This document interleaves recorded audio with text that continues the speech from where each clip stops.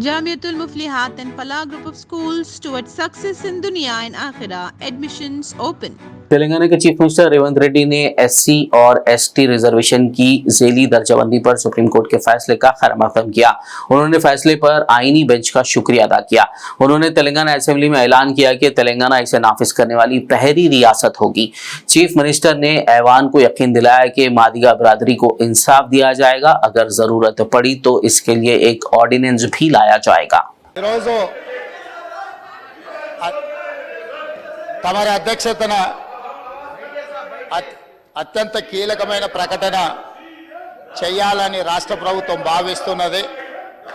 కొన్ని దశాబ్దాల నుంచి మాదిగ ఉపకులాలకు సంబంధించిన లక్షలాది మంది యువకులు ఎస్సీ రిజర్వేషన్లలో ఏబిసిడి వర్గీకరణ కోసం వాళ్ళు పోరాటాలు చేస్తున్నారు.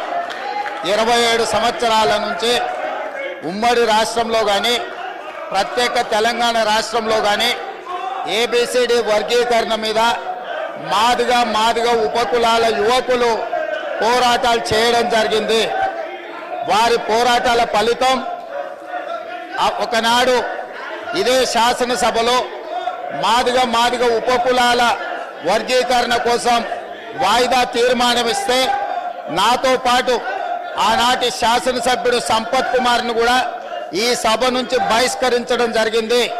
గత ప్రభుత్వం ఏబిసిడి వర్గీకరణ మీద కేంద్రానికి ప్రధానమంత్రికి విజ్ఞప్తి చేయడానికి అఖిల పక్షాన్ని తీసుకెళ్తామని చెప్పి తీసుకుపోకుండా మాదిగ సోదరులను మోసం చేయడం జరిగింది.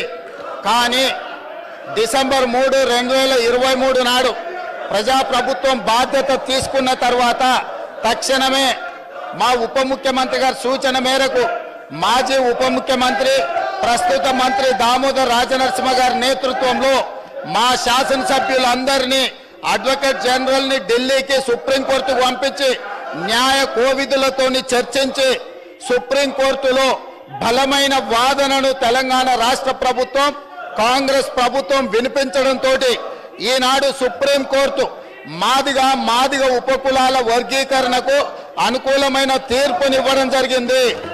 నేను మనస్ఫూర్తిగా సుప్రీంకోర్టు కాన్స్టిట్యూషనల్ బెంచ్కు రాజ్యాంగ ధర్మాసనానికి మనస్ఫూర్తిగా కృతజ్ఞతలు తెలియజేస్తున్నా. 7 మంది జడ్జిలలో 6 మంది జడ్జిలు రాష్ట్రాలకు ఏబిసిడి వర్గీకరణ చెయ్యడానికి అనుమతి ఇచ్చింది. తెలంగాణ రాష్ట్ర ప్రభుత్వం తరఫున నేను స్పష్టమైన ప్రకటన చేస్తున్నా. దేశంలోనే అందరికంటే ముందు బాగానే నిలబడి తెలంగాణ రాష్ట్ర ప్రభుత్వం ఏబిసిడి వర్గీకరణ అమలు చేసే బాధ్యత మా మిత్రులు మా మంత్రివర్గ సహచరులు మేమందరం తీసుకుంటాం. అవసరమైతే ఇప్పుడు ఇచ్చిన ఉద్యోగ నోటిఫికేషన్లలో కూడా వర్గీకరణను అమలు చేయడానికి అవసరమైతే ఆర్డినెన్స్ తీసుకొచ్చి మాదిగ సోదరులకు న్యాయం చేసే బాధ్యత మేము తీసుకుంటాము.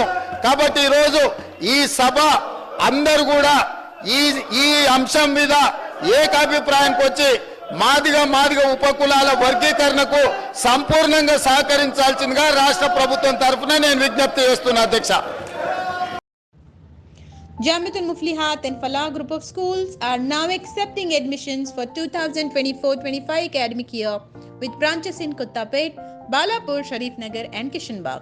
We offer exclusive education for boys and girls separately along with day-cum residential facilities.